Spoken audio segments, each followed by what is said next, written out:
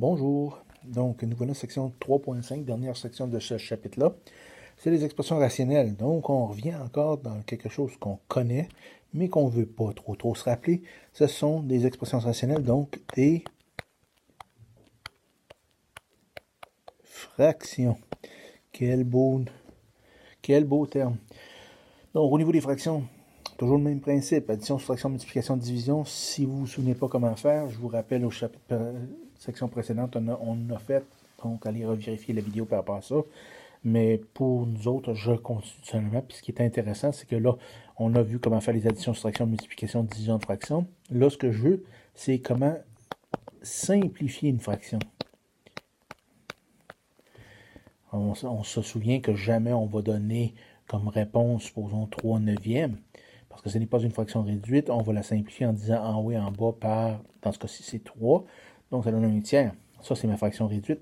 Ben, les expressions rationnelles, c'est le même principe. On va y aller tout simplement de façon à simplifier le plus possible. Quelques étapes donc, que je vous recommande de suivre lorsqu'on parle d'expression rationnelle. La première étape, c'est tout simplement de factoriser le numérateur et le dénominateur au maximum. Tous les numérateurs, tous les dénominateurs, on les factorise au maximum. Ensuite, on effectue l'opération, addition, soustraction, multiplication, division, peu importe laquelle, on l'effectue. Si jamais au niveau du numérateur, lorsqu'on fait l'opération, le numérateur change, on va faire l'opération et on va factoriser à nouveau, si nécessaire, le numérateur. Ensuite, avant de simplifier, c'est important de le faire avant, on pose nos restrictions, puis ensuite, on simplifie notre expression algébrique, ou tout simplement notre fraction. Donc, allons-y avec quelques exemples. Premier exemple, 1 sur x moins 1 sur x au carré plus x. Donc, j'ai ça comme fraction à faire. C'est une opération, c'est une soustraction de fraction. Première étape que j'ai mentionnée, c'est que je factorise en haut et en bas partout. Donc, 1 c'est factorisé, x c'est factorisé, ça va bien. 1 en haut c'est factorisé. En bas, mise en évidence simple de x, il va me rester x plus 1. L'étape suivante, là, j'ai factorisé partout en haut et en bas. Étape suivante, je vais faire dans ce cas-ci, c'est l'opération, une soustraction. Soustraction de fraction, on met sur dénominateur commun. Mon dénominateur commun, ben, c'est mon x que j'ai ici. Puis, dans l'autre partie, j'ai x plus 1, donc je vais rajouter x plus 1 ici. Donc, voilà ma fraction. Je vais y aller avec tout ça, une fraction équivalente. Donc, x, qu'est-ce qui manque au premier terme pour avoir x plus 1? Ben, il manque x plus 1, que je vais multiplier en haut par x plus 1. Moins, cette fraction-là, elle est déjà sur dénominateur commun, donc c'est moins 1 tout simplement.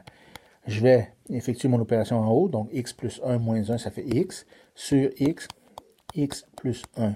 Dans ce cas-ci, mon numérateur, je n'ai pas à y toucher, il reste tel quel. Avant d'aller plus loin, je vais poser mes restrictions. Première restriction, il faut que x soit différent de 0. Puis deuxième restriction, x doit être différent de moins 1, pardon. Donc, j'ai ces deux restrictions-là. Donc, après ça, et seulement après ça, je vais simplifier. Donc, je divise en haut et en bas par x. Qu'est-ce qui va me rester en haut? Il reste 1. Qu'est-ce qui reste en bas? X plus 1. Donc, voilà un exemple fort simple, mais qui explique quand même le concept des additions, soustractions de fractions rationnelles. Un autre exemple. Donc, allons-y. Cette fois-ci, ça va être une simple fraction que je vais simplifier.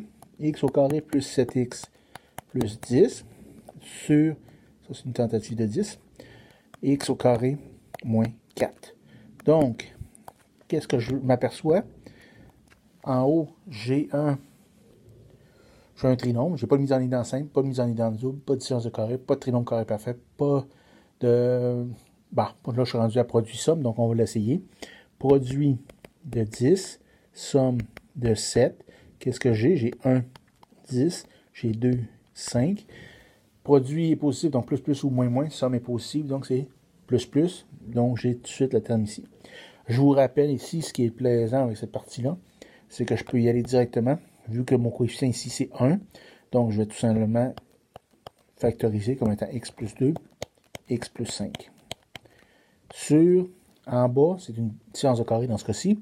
Donc ça fait x plus 1, x plus 2, pardon, x moins 2. Et voilà, je ne peux pas factoriser autre chose, mais toutes mes parenthèses sont terminées au niveau de factorisation.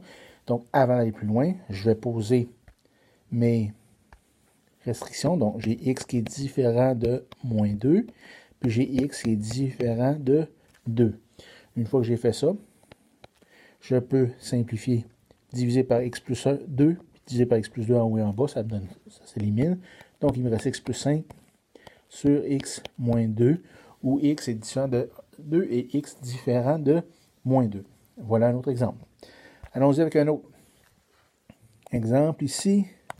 Si je vous donnais x plus 4 au carré, moins 9 sur x au carré, plus 8x, plus 7. Donc encore là, en haut, je reconnais, il y a deux termes. Je n'ai pas mis en évidence simple, pas de double, mais j'ai une différence de carré, donc il se factorise très facilement, comme étant x plus 4 plus 3, x plus 4 moins 3. Sur, en bas, je vais y aller avec produit somme. Produit de 7, somme de 8. Donc 1, 7 et voilà. Donc x plus 1. X plus 7. Donc voilà pour ça. Il me reste en haut à terminer, regrouper mes termes semblables. Donc ça fait x plus 7. X plus 1. Sur x plus 1. X plus 7. J'ai terminé de factoriser. Je vais mettre donc mes contraintes avant d'aller plus loin. Donc c'est x différent de moins 1 et x différent de moins 7. Une fois que j'ai fait ça, je peux simplifier. Je peux diviser en haut et en bas par x plus 7. Diviser en haut et en bas par x plus 1. Qu'est-ce qui va me rester ici? Faire attention, c'est pas 0. Si je fais x plus 7 divisé par x plus 7, ça donne 1. X plus 1 divisé par x plus 1, ça donne 1. Donc j'ai 1 sur 1, ça me donne 1, où x doit être différent de moins 1 et x différent de moins 7. On laisse les contraintes parce que ce qui est intéressant et important de remarquer, c'est que c'est égal, partout c'est égal entre eux. Donc, la première expression et la dernière sont équivalentes. Et voilà pour cette partie-là. Un autre exemple, puis le dernier.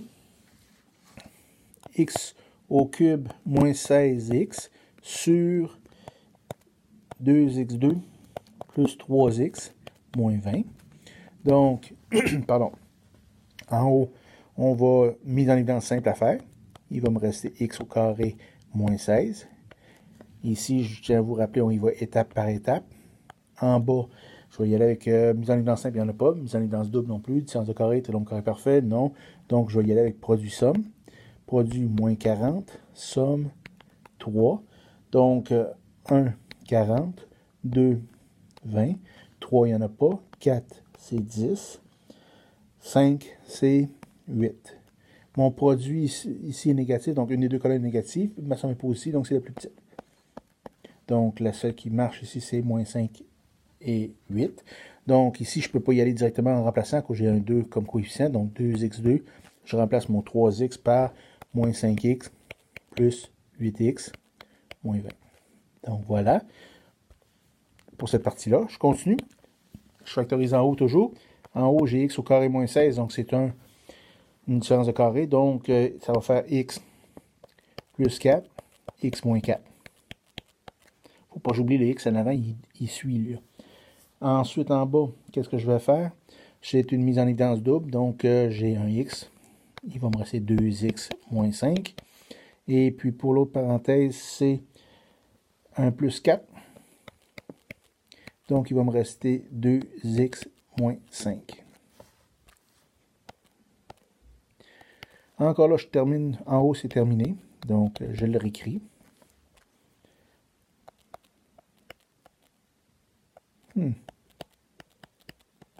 En bas, donc je termine avec, en faisant mise en évidence 5 de 2x moins 5, il va me rester x plus 4.